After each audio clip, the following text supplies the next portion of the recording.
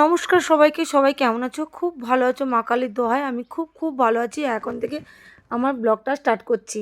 বাবলা ওইদিকে পুজো দিচ্ছে, আমি এদিকে শরবত বানাচ্ছি। শরবত মানে মৌরির জল, ওতে গুড়ের বাতাসা দিয়ে দিয়েছিলাম, দিয়ে একটু শরবত করে নিয়েছি যাতে ওর পেটটা ঠান্ডা হয়। আর আমাদের দোয়েল বুড়ি তো মানে পতিলা শরবত একদমই খায় না, আমি আগের ব্লকেই বলেছিলাম। আর ওই কারণেই আমি ময়ূরের জল খাচ্ছি। মৌরির জলটা পেট ঠান্ডা হয় বিশাল। ও মৌরি জল দেওয়ার পরে একটু চা বসিয়ে দিলাম, অনেকটা দুধ ছিল, দুধটা ফুটে ফুটে দেখো সসপ্যানের ধারগুলো পুরো লাল হয়ে গেছে। তার জন্য আমি কিনলাম ওই ওই সসপ্যানেই চাটা বসিয়ে দিয়েছিলাম। চাটা কালার যা এসছে না, একদম পুরো মোটা হয়েছে, দুধের চা বলে না, মানে সত্যিকার এরকম না চা খেলে চা যেন খেয়েও হয় না। আমরা খুব একটা চা খাই না, কিন্তু অল্প খাই, কিন্তু ভালোভাবেই খাই। মানে যেমন তেমন জলসা চা হলে খেতে ইচ্ছা করে না। আর আমাদের মনিদির এত তারা, ঝুড়ি ভাজার মধ্যে মুড়ির জল ঢেলে দিয়ে মুড়ি খেয়ে নিয়েছে, আর এই চা বিস্কিট খেতে বসে গেছি দুজনে।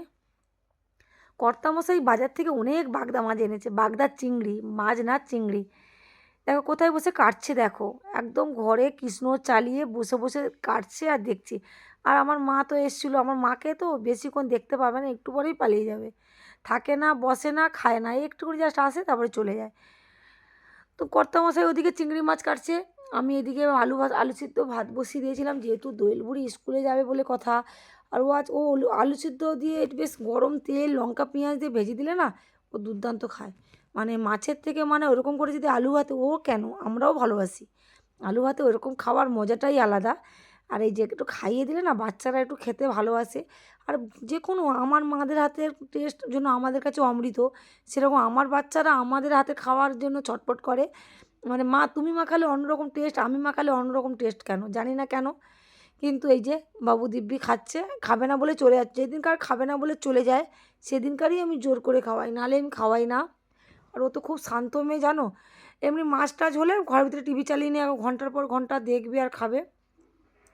আর আমি একটু বাইরে চেপে ধরে বসেতে এই যে বসে খাচ্ছি আর কি চিন্তা করছে।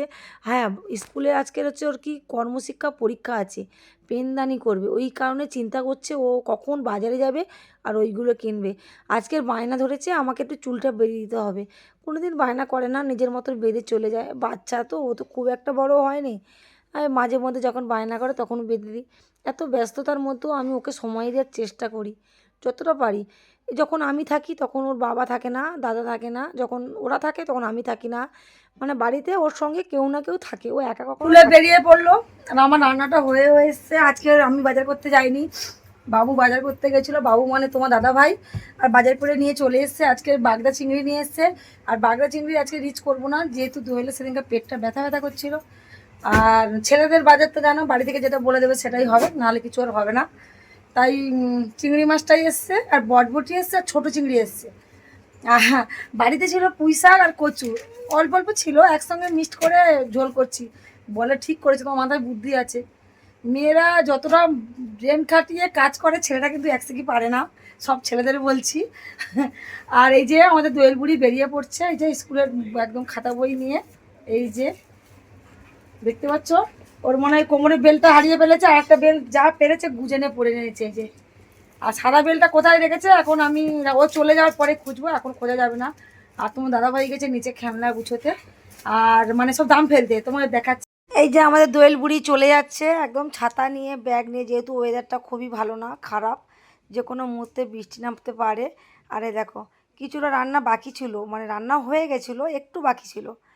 আর ওই জাস্ট একটু তরকারিটাকে গরম করছি, মানে অল্প করে, ও তো যখন স্কুলে যায় তখনই ঝটপট করে মানে করে নিই, তারপরে গ্যাসটাকে অফ করে রাখি, আবার মাছটা দিয়ে আবার জাস্ট নামিয়ে নেবো, তখন তো রান্না হয়ে গেছে বলছিলাম, কিন্তু একটু বাকি ছিল, মানে জাস্ট নামার অপেক্ষায় ছিলাম। এই দেখো, আর এদিকে তোমার দাদাভাইরা গেছে নিচে সব খেলনার কার্টুন খুলতে।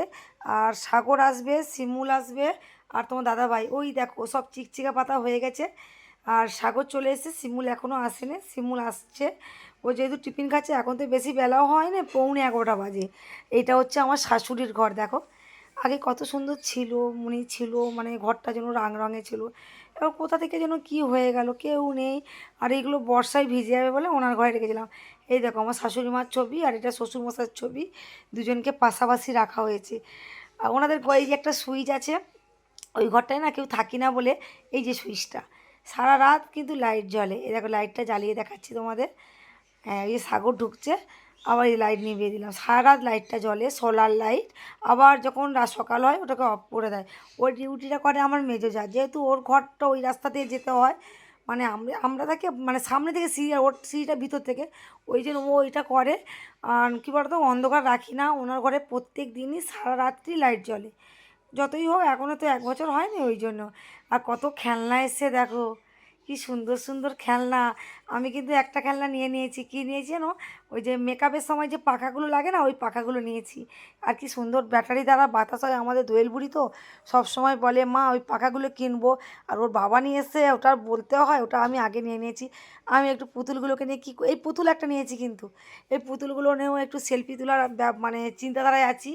ওরা ওরা কাজ করছে, আমার চিন্তাধারা হচ্ছে উল্টো চিন্তাধারা। ফুল চলে এসছে, রথের দোকান দেবো বলে সব দাম ফেলা হচ্ছে খেলনায়। আর তোমরা কে কোথা থেকে দেখছো অবশ্যই কমেন্ট করো, লাইক করো আর সাবস্ক্রাইব করো। আর প্রচুর প্রচুর শেয়ার করো। এত গরম, বাবুরা সব জামা প্যান্ট জামা খুলে দিয়েছে আর সব দাম ফেলছে। রথে যেদিনকার দোকান দেবো অবশ্যই তোমাদের দেখাবো। আজ টাটা।